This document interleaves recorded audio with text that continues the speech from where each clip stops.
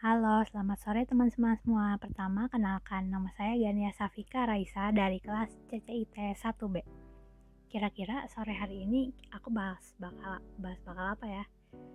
Bener banget nih tebakannya.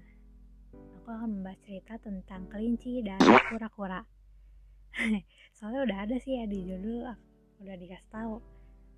Nah, tentunya udah pada tahu dong. Cerita ini tuh cerita tentang apa? Pasti yang pernah TK tuh udah pernah dia diceritain. Alasan kenapa aku bahas cerita ini waktu itu pada malam hari, aku bengong setelah baca buku salah satu motivator terkenal di Indonesia. Aku bertanya-tanya, kenapa pada saat kita masih kecil yang diberikan pelajaran dari buku cerita ini tuh seperti ini gitu loh, harus itu, kenapa tidak yang lain? Sebelum masuk ke pembahasannya, aku feel free nih untuk bertukar pikiran di akhir nanti. Kalian bisa petik sendiri mana pesan moral yang kalian percaya dan yakini. Tuh, 2, 3. Oke, mari kita masuk ke cerita kelinci dan kura-kura. Ini adalah kisah perlombaan antara kelinci dan kura-kura. Karena merasa puas, kelinci meninggalkan kura-kura jauh di belakang dalam waktu yang singkat begitu perlombaan dimulai. Akhirnya memutuskan untuk tidur siang sebentar.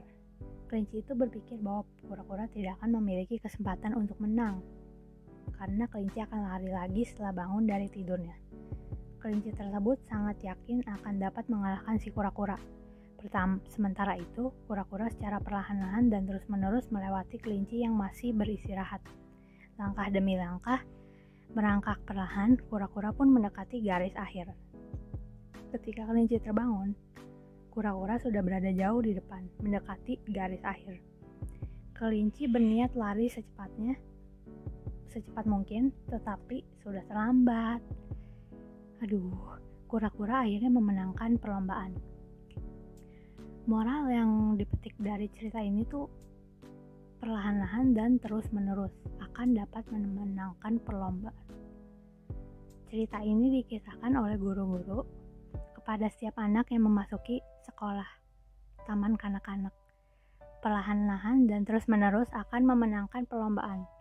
Anda tidak harus cepat, karena selama Anda bekerja terus-menerus, pada akhirnya Anda akan mendapatkan apa yang Anda inginkan. Sebagai anak kecil tuh, kita juga setuju dong. Mendapatkan apa yang pada akhirnya Anda akan mendapat apa yang Anda inginkan. Sekarang, singkatnya tuh seperti itu. Setelah aku pikir, apa karena ini pesan moral seperti ini yang sudah tertanam sedari kecil? Pesan moral tersebut tidak sepenuhnya salah sih. Tetapi, bagaimana jika kelinci dalam cerita ini tuh tidak berhenti untuk beristirahat? Yang kedua, apa yang terjadi jika kelinci berlari secepatnya dan dari awal sampai akhir? Dapatkah kura-kura mengejarnya? Tentunya kan enggak dong. Dari cerita ini tuh kita sebenarnya juga dikasih pilihan untuk menjadi kelinci. Tapi kelinci apa? Kelinci yang cepat dan konsisten. Kalau saya pikir-pikir, kalau dulu saya sadar, saya lebih memilih tuh menjadi kelinci yang selalu berlari secepat mungkin dan tidak beristirahat sebelum mendapatkan apa yang saya inginkan. Tidak ada kura-kura manapun deh yang kura-kura giat, kura-kura rajin yang dapat mengejar saya. Memang benar bahwa perlahan-lahan dan terus-menerus akan menyelesaikan perlombaan. Tetapi juga benar bahwa cepat dan konsisten akan menang lebih dahulu tentunya. Oleh karena itu, oke, kita tambahin jangan cepat dan konsisten deh. Cepat, konsisten, rajin.